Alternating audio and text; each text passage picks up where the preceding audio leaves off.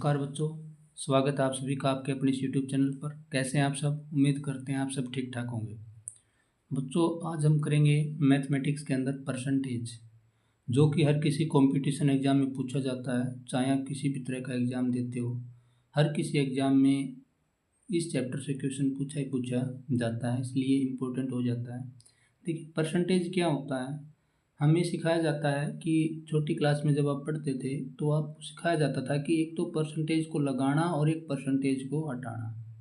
जैसे मैंने लिखा 5%। अब ये किस चीज़ का सिंबल है? परसेंटेज का। अब यहाँ पर परसेंटेज लगाया गया है तो इस परसेंटेज को हम क्या करेंगे? हटाएंगे। तो जब परसेंटेज को हटाते हैं तो 100 से करते हैं भाग, और अगर हमें परसेंटेज लगाना होता है तो 100 से करते हैं गुणा। तो देखो, अगर इसे हटाएंगे तो ये लिखा जाएगा 5/100। ठीक है। अब दूसरी बात आती है कि परसेंटेज लगाते कैसे हैं। इसके लिए मैं आपको एक छोटा सा क्वेश्चन देता हूँ।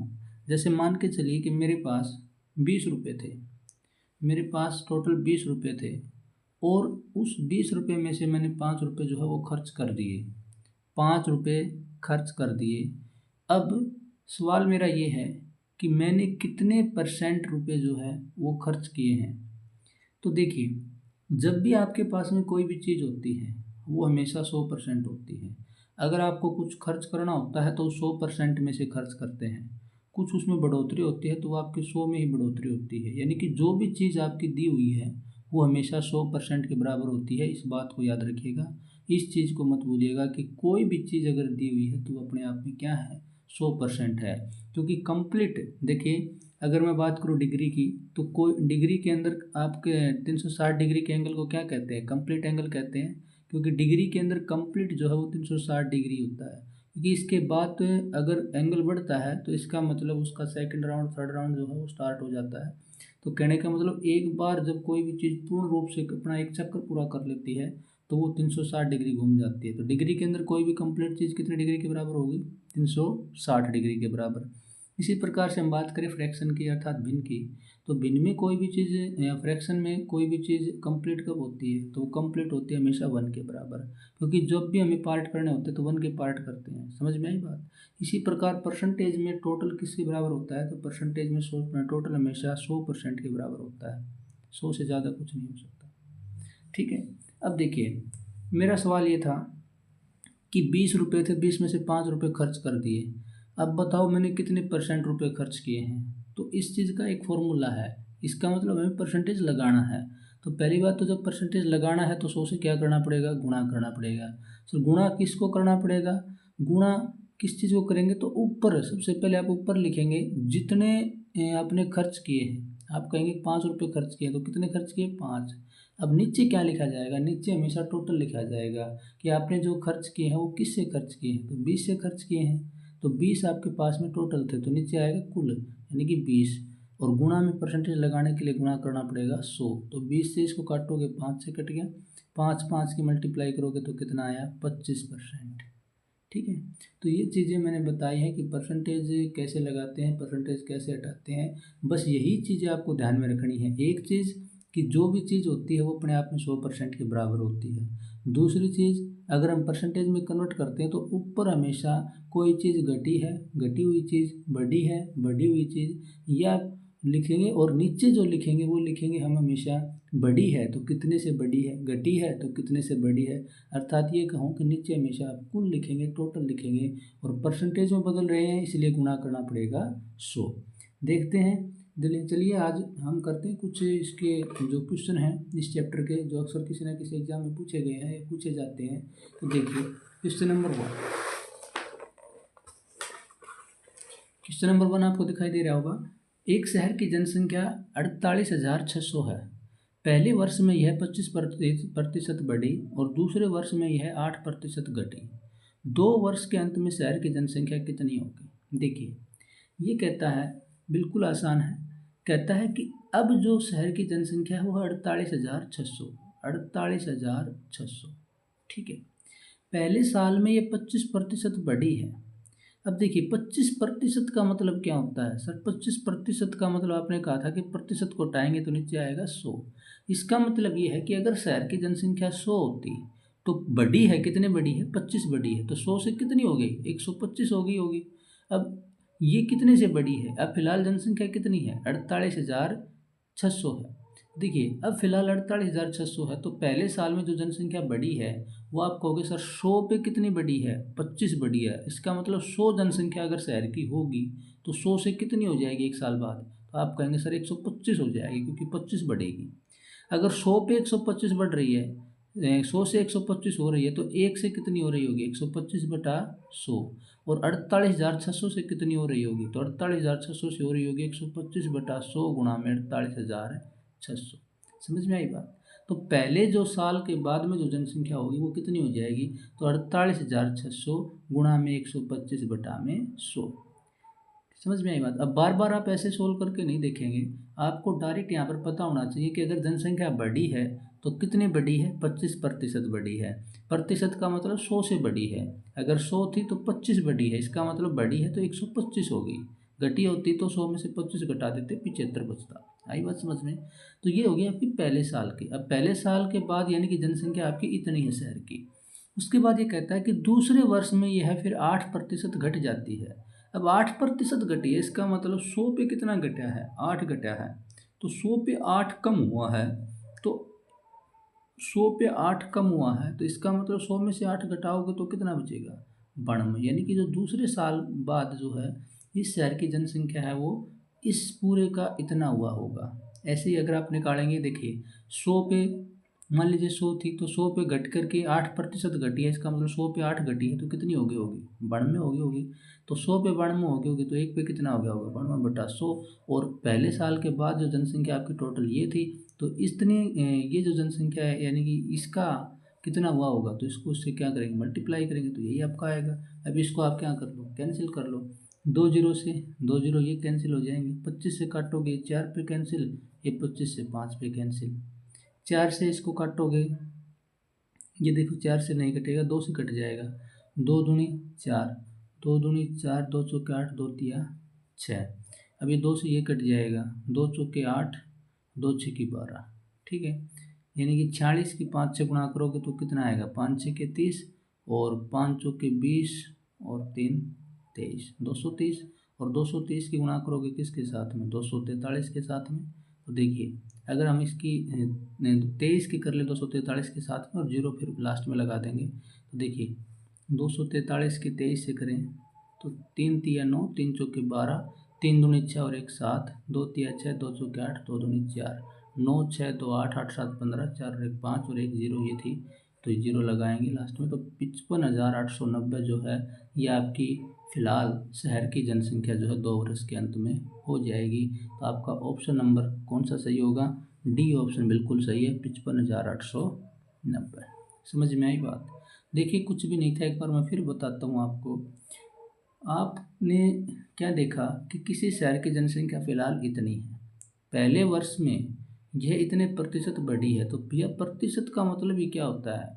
तो भाई साहब प्रतिशत का मतलब ही आपका ये होता है 100, यानी कि प्रतिशत का मतलब 100। अगर जनसंख्या 100 होती तो बढ़ी है 25, इसका मतलब 100 से कितनी बढ़ गई? 25 बढ़ गई। और 100 से 25 बढ़ गई तो कितनी होगी? 125 हो गई। तो 100 से 125 हुई है पहले साल में। कितने से हुई? 48,600 पे। तो 48,600 पे अगर 25% बढ़ी है तो 48,600 का 25% निकालेंगे, यानी कि बढ़ेगी तो 125/100 होगी। और फिर घटी है कितने? 8%। टोटल 8% घटेगी, तो 100 पे 8 घटी है तो इसका मतलब 92 होगी, तो 92/100। ठीक है, ये ऐसे मैंने आपको समझा दिया, उम्मीद करता हूँ आपको समझ में आया होगा। चलिए क्वेश्चन नंबर सेकंड पे चलते हैं। क्वेश्चन नंबर सेकंड देखिए, एक संगठन में 1850 कर्मचारी हैं, इनमें से 38% का तबादला अलग अलग स्थानों पर हो गया। ऐसे कितने कर्मचारियों का तबादला हुआ? देखिए क्या कहता है कि एक संगठन है, कोई कमेटी है, कोई समुदाय है, और उसमें 1850 कर्मचारी हैं, और उन 1850 कर्मचारियों में से 38% का तबादला हो चुका है अलग अलग स्थानों पर, यानी कि ट्रांसफ़र हो चुका है 38 कर्मचारियों का, एम्प्लॉय का। अब ऐसे कितने कर्मचारियों का तबादला हुआ है, यानी कि संख्या में आपसे पूछ रहा है कि कितने कर्मचारियों का तबादला हुआ है। देखिए आपको दिया हुआ है टोटल कितने कर्मचारी हैं? 1850। मैंने आपको एक बात बताई थी वीडियो के शुरुआत में ही कि कोई भी चीज़ जो दी हुई होती है वो परसेंटेज में हमेशा अपने आप में 100% होती है। तो टोटल कर्मचारी कितने हैं 1850। तो जो 1850 कर्मचारी हैं वो आप कहेंगे 100% के बराबर ही तो हैं। 1850 से ज़्यादा तो है नहीं, तो 100% है अपने आप में, यानी 100% की जो वैल्यू है वो किसके बराबर दे रखी है, आप कहेंगे 1850 के बराबर दे रखी है। अगर 100% की वैल्यू 1850 के बराबर दे रखी है तो 1% की वैल्यू क्या होगी 1850 बटे में 100, क्योंकि 1 की वैल्यू कैसे निकालते हैं, इसको इससे डिवाइड कर रहे हैं। अब आपसे किसकी वैल्यू पूछ रहा है 38% का, यानी कि तबादला किसका हुआ है 38% का। इट मीन्स 38% यानी कि 38% की वैल्यू आपसे जानना चाहता है। तो 38% की वैल्यू आप कैसे निकालेंगे, तो 1850 बटे में 100 और गुणा में 38, जीरो से कैंसिल, 5 से इसको काटेंगे, 5 दिए 15, 3 बचेगा, 5 7 35 और ये कट जाएगा 5 से 2 पे, और ये 2 से कट जाएगा 19 पे। इसकी मल्टीप्लाई करेंगे तो कितना आएगा 19 आते 133, बचेगा कितना 13, और 19 57 और 13 70, यानी कि 703 जो है वो आपका बिल्कुल राइट आंसर होगा, ऑप्शन नंबर सी। उम्मीद करता हूँ आप सभी को समझ में आया होगा। चलिए चलते हैं अगले क्वेश्चन पर।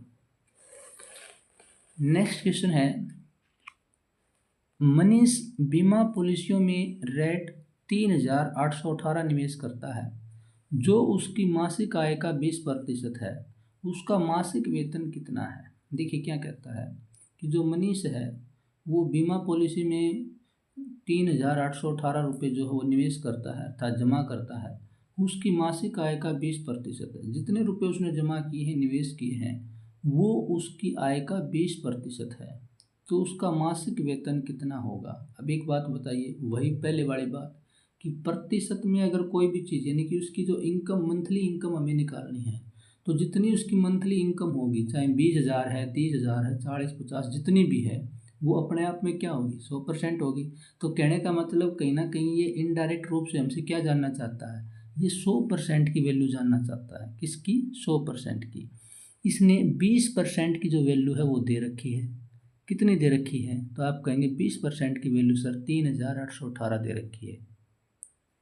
अगर 20% की वैल्यू 3818 है तो 100% की वैल्यू क्या होगी, तो सर 100% की वैल्यू 20 से हम कहाँ पहुँचे 100 पे पहुँचे, तो किससे गुणा करके पहुँचे 5 से पहुँचे, तो इसको भी किससे गुणा करना पड़ेगा 5 से, तो आपकी 100% की वैल्यू आ जाएगी।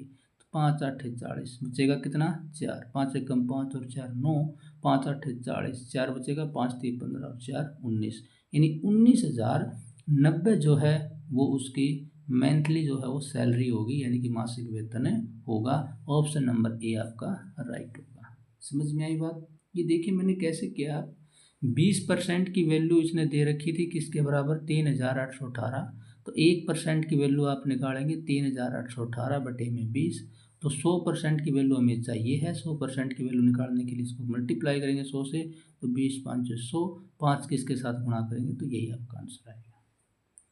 उम्मीद करता हूँ आपको समझ में आया होगा। चलते हैं अगले क्वेश्चन पर।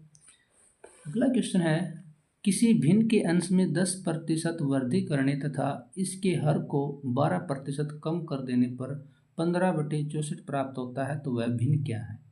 देखिए क्या कहता है कि कोई फ्रैक्शन है, अगर उस फ्रैक्शन के न्यूमरेटर में आप 10% के इंक्रीमेंट कर देते हो और यदि आप उसके डिनोमिनेटर में 12% का डिक्रीज कर देते हो, यानी 12% की कमी कर देते हो, तो वो भिन्न जो है यानी कि जो वो आपकी फ्रैक्शन होगी वो आपको क्या मिलेगी 15/64 मिलेगी। तो वो फ्रैक्शन क्या है, वो भिन्न क्या है। अब मान के चलते हम कि वो भिन्न है, वो a/b है या x/y है, क्योंकि जो फ्रैक्शन होती है वो हमेशा न्यूमरेटर अपॉन डिनोमिनेटर की फॉर्म में होगी, तो वो फ्रैक्शन मान के चले हम कि a/b की फॉर्म में है, वो फ्रैक्शन हमारी a/b है। अगर हम अकॉर्डिंग टू क्वेश्चन बात करें तो ये कहता है कि अंश में कितने की वृद्धि होती है 10% की वृद्धि होती है। 10% का मतलब क्या है, अब 10% का मतलब है 10/100, यानी कि 100 पे बढ़ रहा है कितना 10, तो सर 100 पे 10 बढ़ रहा है, इसका मतलब वो कितना हो रहा है 110 हो रहा है। आई बात समझ में। तो अंश में तो a का 10% यानी कि बड़ा है तो 110/100, ठीक है।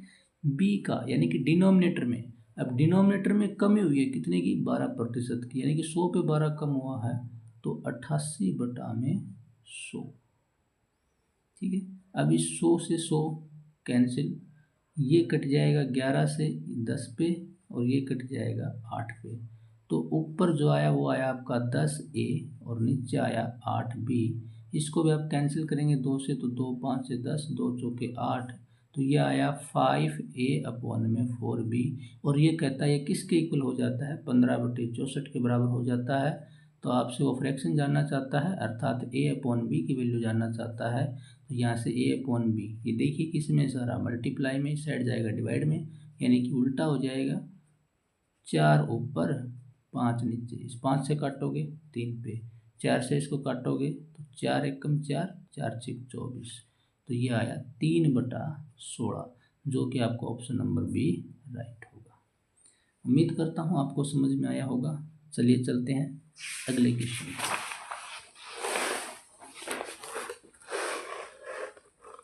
नेक्स्ट क्वेश्चन है, रमेश के वेतन में 20% वृद्धि कर दी गई, बढ़े हुए वेतन को 20% कम करने पर रमेश को कितने प्रतिशत लाभ अथवा हानि होगी। तो ध्यान से पढ़ो क्वेश्चन को, देखिए क्या कहता है कि रमेश के वेतन में 20% वृद्धि कर दी गई।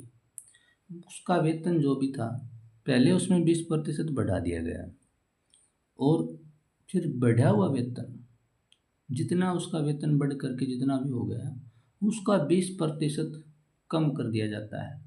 20% कम करने के बाद रमेश को कितने प्रतिशत का लाभ हुआ या कितने प्रतिशत की हानि हुई वो आपको बताना है।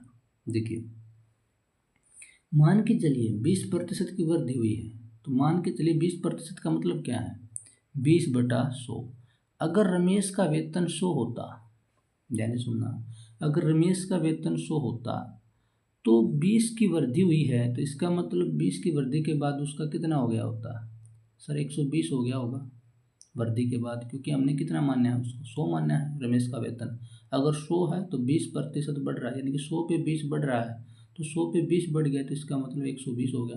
अब 120 हो चुका है, उसके बाद बढ़े हुए वेतन को 20% कम करने पर, 20% कम करने पर यानी कि कम हो रहा है, इसका मतलब 20% का मतलब 20/100। अब ये कम हो रहा है किस पे, 100 पे, तो 100 पे कितना कम हो रहा है, 20, तो 100 पे 20 कम हो रहा है, इसका मतलब 100 पे वो 80 हो जा रहा है। तो 100 पे कितना हो रहा है, 80। तो आप क्या निकालेंगे 120 का, 80/100। इस जीरो से ये जीरो कैंसिल, इस जीरो से ये जीरो कैंसिल, तो 12 के 8 से करोगे कितना हो गया, 96। अब आपसे पूछ रहा है कि रमेश को कितने प्रतिशत का लाभ होता है या कितने प्रतिशत की हानि होती है। तो देखिए हमने रमेश का कितना वेतन माना था, शुरू में 100 माना था, अब उसका कितना हो चुका है, 96 हो चुका है, 96 हो चुका है। तो पहले 100 था, अब 96 हो गया, तो इसका मतलब उसको क्या हो गया, लॉस हो गया। लॉस कितने का हुआ, 4 का हुआ, और कितने पर हुआ है, 100 पर हुआ है। प्रतिशत निकालेंगे तो 100 से 100 कैंसिल हो जाएगा, तो आपका आंसर आ जाएगा 4% का उसको लॉस हुआ है। It means option number C आपका राइट होगा। चलिए नेक्स्ट क्वेश्चन पे चलते हैं। यदि ए की आय बी की आय से 25% अधिक हो तो बी की आय ए की आय से कितने प्रतिशत कम है। ध्यान से सुनना, क्या कहता है कि यदि ए की आय बी की आय से 25% अधिक हो तो मान के चलते हैं बी की आय मानते हैं बी की जो आय है वो 100 है। अगर बी की आय 100 है तो ए की आय बी की आय से कितनी ज़्यादा है, 25% ज़्यादा है। इसका मतलब 100 अगर इसकी 100 है तो उससे 25 ज़्यादा है, तो ए की आय कितनी होगी, 125 होगी।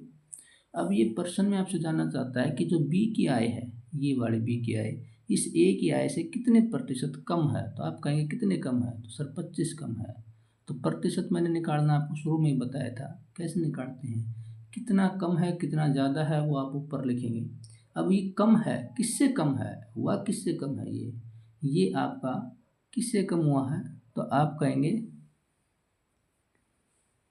ये जो है, देखिए बी की आय कितनी थी 100, ए की आय है 125। अब ये कम ही पूछना चाहता है कि बी की आय ए की आय से कितने प्रतिशत कम है।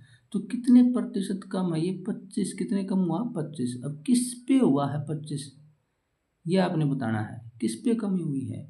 तो 125 पे कमी हुई है ना। टोटल तो कितना है 125 है, क्योंकि 125 के बिना हमें कैसे पता चलता है कि उसकी इनकम इतनी कम है।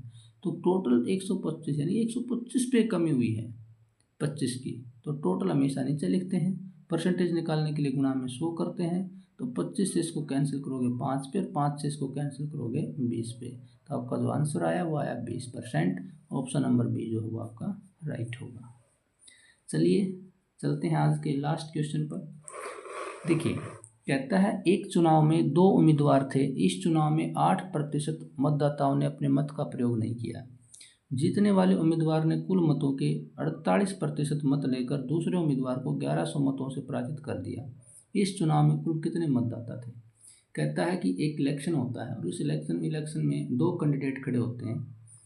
एक कैंडिडेट जो है वो जीतता है कितने परसेंट वोट लेकर के, जितने टोटल वोट थे उसका 48 यानी 48% वोट लेकर के दूसरे कैंडिडेट को वो हरा देता है। कितने वोटों से, 1100 वोटों से जो है हरा देता है।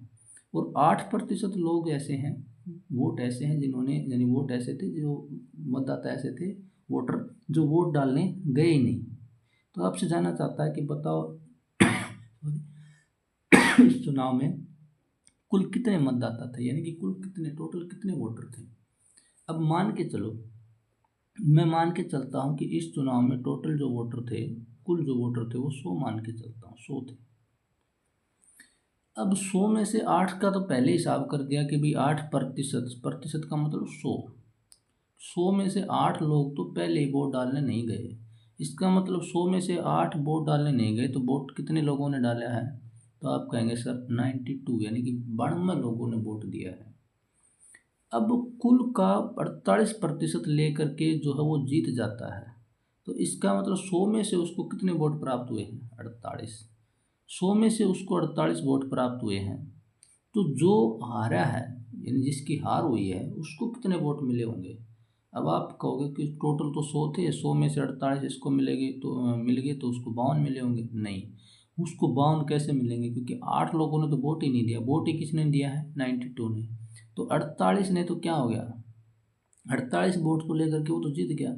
अब बचे कितने, अब बचे 44 वोट। तो यानी कि जो हारने वाला जो कैंडिडेट है उसको कितने मिले हैं, 44 वोट मिले हैं। अब इसके और इसके वोटों का जो डिफरेंस है वो कितने वोटों से आ रहा है, ये आप कहोगे 4। और इस 4 की वैल्यू जो हो किसके बराबर दे रखी है, 1100 के बराबर दे रखी है। तो अगर 4 की वैल्यू 1100 के बराबर है तो मेरे भाई हम किसकी वैल्यू जानना चाहते हैं, क्योंकि हम तो मानना था क्या, कुल मतदाता 100 मान के चले थे, तो हमें तो किसकी वैल्यू चाहिए, 100 की वैल्यू चाहिए। तो 4 की 1100 के बराबर है, तो 100 की वैल्यू जो है वो किसके बराबर होगी। देखिए 1 की वैल्यू हो जाएगी 1100 बटे में 4, और कुल मतदाता जानना चाहता है ना, हाँ कुल मतदाता। तो 1 की वैल्यू 1100 बटे 4, तो 100 की वैल्यू कितनी होगी, 1100 बटे 4 गुणा में 100। इसको 4 से काटोगे 25 पे कट गया, और 25 की मल्टीप्लाई करोगे 1100 के साथ, तो 25 0 0, 25 0 0, 25 1 कम 25, 2 बचेगा, और 25 1 कम 25 और 2 27, यानी कि 100 की वैल्यू आ गई 27,500। और 100 हम क्या मान के चले थे, टोटल वोट। टोटल वोटों की संख्या जो है इलेक्शन में कितनी थी, 27,500, जो कि ऑप्शन नंबर डी आपका राइट होगा। उम्मीद करते हैं आज की वीडियो आपको पसंद आई होगी। अगर वीडियो पसंद आई है तो वीडियो को लाइक करें, चैनल को सब्सक्राइब करें। धन्यवाद।